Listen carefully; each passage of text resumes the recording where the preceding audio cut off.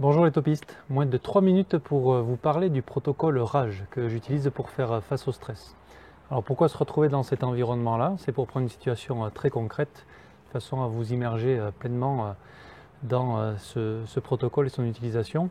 Il faut s'imaginer que vous rentrez par exemple de week-end et qu'il vous reste encore 300 km à faire. Donc pas de souci, vous arrêtez à la station. Vous commencez à mettre votre carte bleue et puis vous faites de façon très automatique votre code en pensant déjà à ce que vous allez faire une fois arrivé, qu'il faut décharger la voiture, bref, pensez à votre journée du lendemain. Et à ce moment-là, vous voyez afficher code faux. Donc ça vous amène déjà sur un premier petit pic d'attention, un petit peu de stress.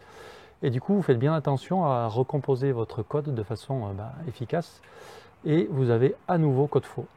Donc là, c'est plus la même, vous savez qu'il ne vous reste plus qu'un code avant que votre carte soit bloquée.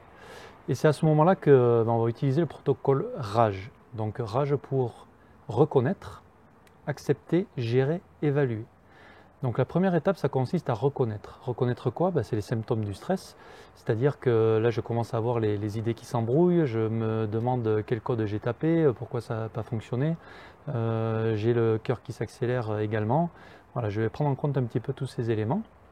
Et puis je vais ensuite devoir accepter que ce sont des manifestations normales de mon corps et de mon cerveau aussi, de façon à essayer de comprendre ce qui se passe et de mettre en place des stratégies efficaces.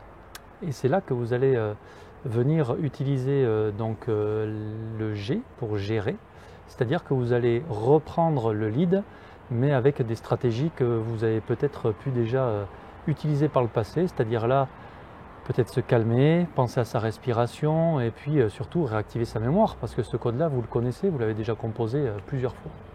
Et la dernière partie, ça va consister à évaluer si votre stratégie a été efficace, c'est-à-dire que là, ça va être effectivement, vous tapez votre troisième code et tout est OK, vous faites le plein. Sinon, il va falloir être créatif. Donc moi personnellement, quand ça m'arrive, je mets en place ce protocole-là dès le premier échec au code de façon à avoir une troisième chance beaucoup plus efficace si à la deuxième tentative, j'ai pas réussi à trouver. Donc pour moi, ce qui se passe, c'est que je prends en compte évidemment les éléments, toutes les informations.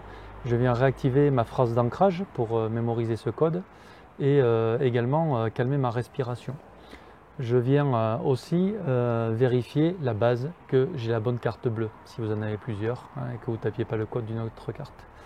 Donc voilà, amusez-vous à tester un petit peu, expérimenter avec ce protocole-là, reconnaître son stress, accepter, c'est normal par rapport à la situation que je rencontre. Ensuite, gérer avec des stratégies que vous avez mises en place, donc à vous aussi de les développer. Et ensuite, vous évaluez si cela vous a apporté du succès. Donc je vous laisse vous entraîner et je vous dis à très bientôt.